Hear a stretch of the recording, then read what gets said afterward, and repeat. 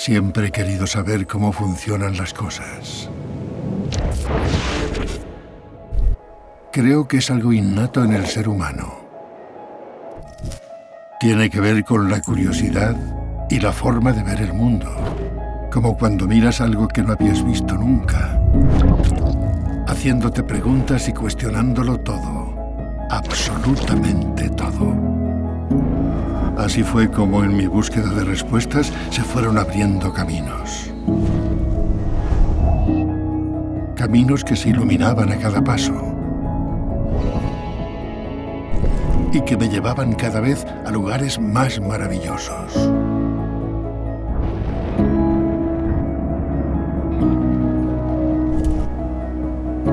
Desde hace años observo a los que han seguido mis pasos. A esos a los que la curiosidad ha llevado aún más lejos que a mí. Y que ahora allanan el camino para los que vendrán.